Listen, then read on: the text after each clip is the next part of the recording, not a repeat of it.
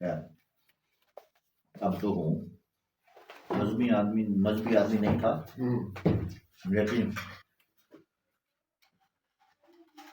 لفنٹر تھا، up to date. پھر صاحب میں تھوڑے کو نا سوال کروں،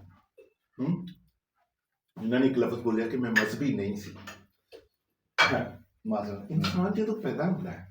وہ بھی مذہبی ہوتا ہے، اللہ نے ایک مذہب قرار دے دیتا ہے، وہ دین اسلام کو۔ اسی میرا سوال ہے کہ اسی صرف مذہبی انہوں کیوں کہنے ہیں جن نے صرف داڑھی رکھی ہوتی ہے، نمازاں پڑھتا ہے یا روزے رکھتا ہے، یہ سارے تے فرض ہے،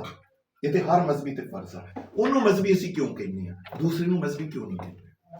اگر وہ دنیاوی کما چاہتا ہے تو انہوں کہہ دیتا جاتا ہے کہ ایڈا مذہبی ہے۔ واقعی یہ میرے ذہن سے ہمیشہ کنڈی رہی ہے، پھر میں اپنا نہیں دس سکتا۔ یہ ایک بندے نے مثلا وہ کلین شیو کرتا ہے، جبکہ سنت کو واقعہ ہے داڑھی شریف کی، ٹھیک ہے، فرض ہے ہمارے اوپر نماز سب مسلمانوں کے، سب برابر فرض ہے سب کے لیے، لیکن ایک بندہ کلین شیو بھی کرتا ہے، کبھی مسجد میں گیا ہی نہیں، کبھی نماز ہی اس نے ادا نہیں کی، ٹھیک ہے نا، تو اس لیے پھر ہم دنیاوی طور پہ اس کا نام رکھتے ہیں وہ غیر مذہبی ہے، جو نماز بھی نہیں پڑھتا، اس نے جو اس کی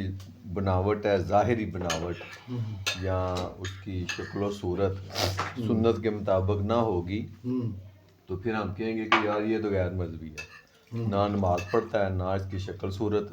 اس طرح کی ہے جس طرح کی مسلمان کی ہونی چاہیے۔ تو یہ ہماری تقسیم ہے،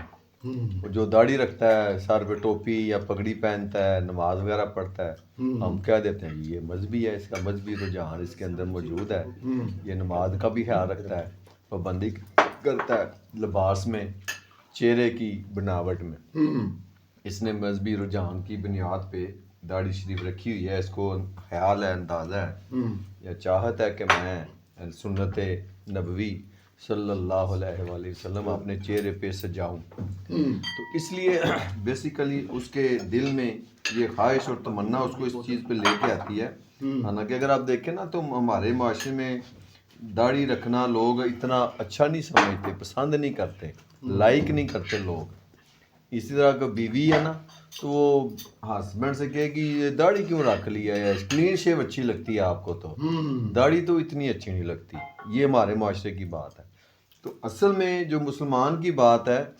وہ یہ ہے کہ اس کے چہرے پہ داڑھی ہونی چاہیے، کیوں کہ وہ سنت نبوی ہے۔ ہاں